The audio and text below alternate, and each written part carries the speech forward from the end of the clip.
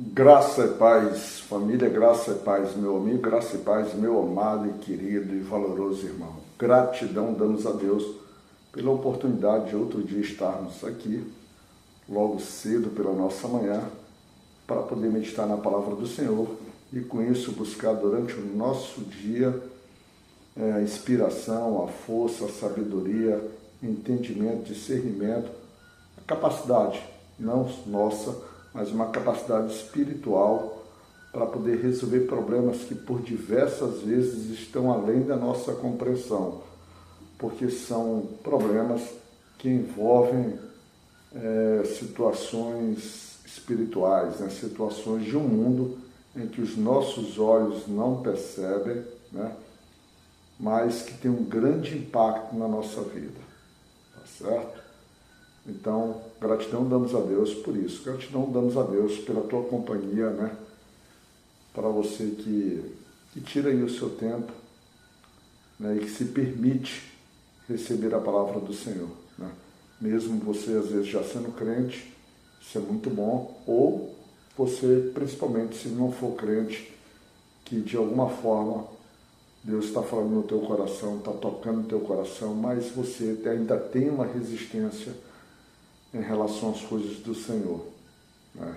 Interessante, eu mesmo tenho amigos, tenho familiares, conheço pessoas que Deus de alguma forma foi lá, tocou no coração dele, utilizou situações da vida pessoal, da vida profissional dele, ou seja, abalou ele, fez com que ele passasse por uma situação vexatória ou até mesmo muito difícil, levando ele, vamos dizer assim, ele ou ela a tentar de todas as formas, do seu jeito, né, se propor a superar aquele desafio para tentar manter a caminhada, ou seja, tentando, mas mesmo assim, de alguma forma, houve um movimento em que ele, por não ter conseguido ou ela não ter conseguido o que queria, essa pessoa ou essas pessoas acabaram, por exemplo, se permitindo recuar, não crer exatamente nesse poder, nessa força, nessa capacidade de restaurar e renovar, não empregos, não amizades, não relacionamentos amorosos, nada disso, mas restaurar a gente do túmulo, né? De viver como um morto e passar a ter uma vida em vida, vamos dizer assim, uma vida no Senhor. Hoje, dia 27 de outubro de 2024, nossa meditação está no livro de 1 Samuel, capítulo 22, e o nosso versículo de referência também é o versículo 22. Está escrito: Então Davi disse a Abiatar: Naquele dia, quando vi Doeg lá, eu sabia que ele não deixaria de contar tudo a Saul. Assim eu sou culpado da morte de todos os seus parentes. Nós estamos caminhando aqui pela história de Samuel, né? Pela história de Samuel, mais especificamente Samuel não. Nós estamos tratando o livro da história de Davi, vamos dizer assim, da necessidade do povo de Israel querer um rei para si. Deus o atende, estabelece Saul como um rei, né? Saul se perde, né? Se distancia, ou seja, não segue, deixa o seu coração se tomar por vaidades, perversidades, e logo em seguida, logo muito rápido, Deus estabelece um novo rei chamado Davi. E em relação a Davi, Deus estabelece que ele é um homem segundo o seu coração. Então Deus o engrandece, Deus faz com que ele vença um grande guerreiro filisteu, tirando a vergonha do povo de Israel, né, porque estava sendo humilhado e oprimido durante 40 dias, né, pelo simples posicionamento, pelo falar de um grande guerreiro. E ali naquele povo de Israel aparentavam também por serem guerreiros, mas praticamente ninguém ousava levantar-se contra Golias. Davi ao ir levar alimento para os seus irmãos e buscar notícias para trazer a seu pai, sai da sua condição de ovelhas e vai até os seus irmãos. E ao olhar para o gigante, principalmente para ouvir como ele se referia, Davi se enche uma coragem que Deus já estava preparando ele, que o Senhor já estava preparando ele. Ele entende o que ele deveria fazer, ele se levanta e ele se sente, vamos dizer assim, ele se sente machucado, envergonhado, no sentido quando vê que um homem se levanta contra o Senhor de Israel e contra o povo de Deus. Então ele toma essa posição, ele se sente capacitado a isso, ele vence o guerreiro Golias e aí a partir daí ele cai vamos dizer assim, na graça do rei Saul, passa a morar junto com o rei Saul, mantido ali naquilo que nós poderíamos chamar de palácio real, né, que seriam a área de aposentos do rei, e nesse processo ele começa a ganhar a afeição de todo o povo, começa a se destacar, começa a ser engrandecido. Então o Senhor trabalha nesse processo com ele. Só que, ao mesmo tempo que ele conquista o povo, ele vai perdendo o seu rei, porque o seu rei percebe que Deus está levantando alguém, que há um novo alguém, porque o próprio Samuel já havia falado para ele, quando ele se deixou de cumprir a vontade de Deus por meio do profeta. E então ele sai nessa caçada e ele percebe que Davi é esse homem que está sendo levantado. E rapidamente, aquele homem que é parceria, que é fiel, que é honesto, que trabalha pelo rei, agora ele passa a ser um adversário. Mas somente o rei é adversário de Davi, porque Davi nunca foi adversário para o rei, ou o rei nunca foi adversário para Davi. Mas Davi se torna um adversário no pensar e no olhar do rei. Davi então se coloca em fuga, vai para a cidade de Nob, fala com o sacerdote Ameleque, recebe sua espada, recebe toda a estrutura ali de apoio. Mas lá tem um homem chamado Doeg.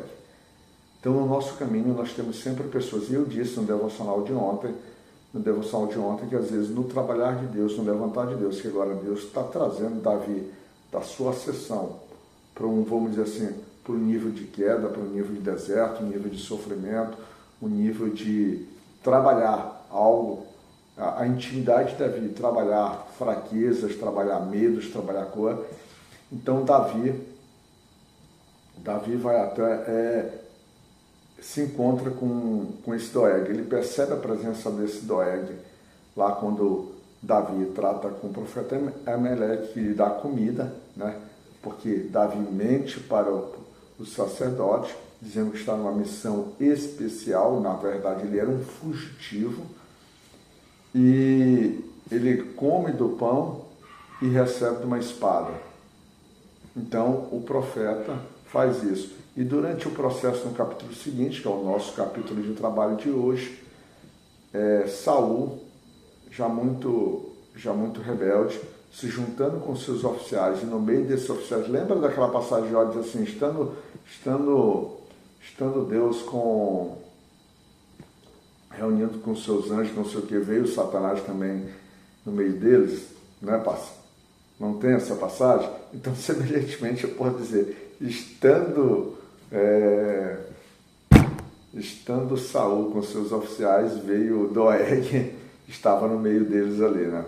Doeg é tido em umas bíblias como servo, outros ele é tido como general, oficial, ou seja, tem essas concepções. Então ele estava lá.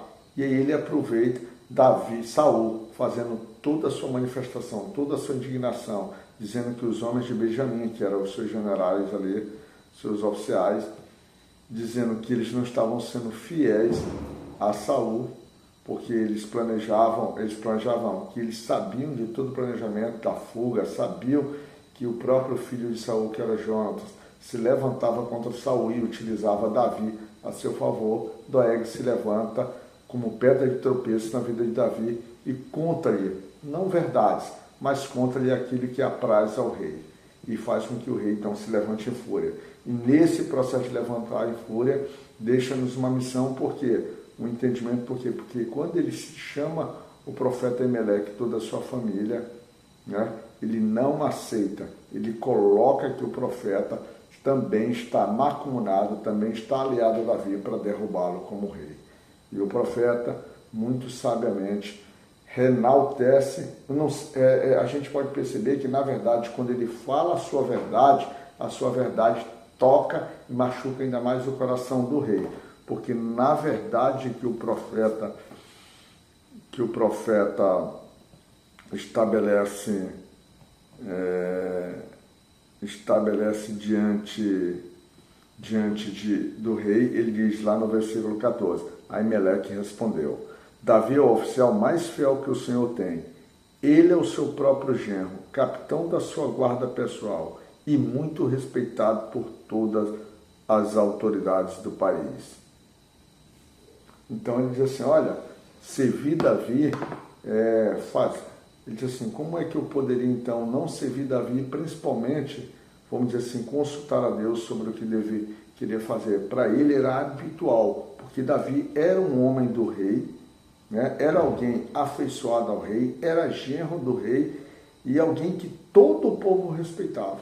Então todas as vezes que Davi se direcionava ao sacerdote para buscar aconselhamento nos campos de batalha, o Senhor o responderia, porque era papel do sacerdote fazer essa ligação. Mas Saul, revoltado, manda matar o Aimeleque com toda a sua família. Em algumas Bíblias, o Aimeleque é chamado de Abimeleque, toda a sua família. E no final de tudo isso, ele mata, pede para que os soldados façam isso, mas os soldados, muito sabiamente, se recusam. Ou seja, nessa hora, eles, entre obedecer o homem e obedecer o Senhor, eles optam por obedecer o Senhor, colocando-se então aí no nosso entendimento sobre vamos dizer assim, sobre o jugo dos homens. E por vezes também nos deixa uma lição, o quanto é difícil você manter a fidelidade do Senhor quando homens estão te oprimindo. Mas esses soldados assim o fizeram. Mas lembrai-vos que Doeg era pedra e tropeço. Então, o Saul, ao se direcionar para Doeg simplesmente executa Aimeleque, e segundo a Bíblia aqui, fala que ele executou mais 85 homens, 85 sacerdotes. E não ficou nisso. Praticamente ele, muito provavelmente, pega um grupo de soldados, né? Já que a carnificina já está sendo feita, sai praticamente matando todos da cidade de Nob, a Bíblia fazendo ressaltar, como se fosse a própria Senhor, quando diz assim, que deveriam destruir todo mundo, assim Saul manda destruir. Destrói, mata crianças, mulheres, criancinhas, homens, jumentos, bois, ou seja, ele faz como fosse um próprio julgamento do Senhor. Saul sempre se precipitando e tomando decisões que sempre caberia ao Senhor. E ao chegar então, o filho de Aimeleque, o raríssimo que foge, porque a Bíblia traz, foge desse massacre, se encontra então com Davi na caverna de Adulão, porque Davi continua nesse processo de coisa, e Davi nesse processo de fuga, ele estando na caverna de Adulão, a gente não tratou disso, mas agora ele não se encontra mais sozinho, ele se encontra com 400 homens que, de alguma forma, Deus já passou a levantar esses homens para que apoiasse Davi, porque lembra, Davi tem um propósito, Davi tem uma missão, Davi tem uma atribuição dada por Deus, ele vai cumprir. Ao mesmo tempo que Deus está trabalhando nele algo no seu íntimo, Deus está levantando meios e condições materiais para que ele possa cumprir o seu papel. E aí, nesse aspecto, um homem fugitivo, um homem sem nada, um homem sem bens materiais, um homem, vamos dizer assim, em necessidade, em sofrimento, consegue, com o seu valor, por aquilo que Deus já tinha levantado nele, o homem do general, o senhor dos exércitos de Saul, né, essa imagem, essa fidelidade faz com que aqueles homens que também estão em situações semelhantes ao de Davi procurem ele e se coloquem sobre a sua liderança. É algo maravilhoso que Deus trabalha.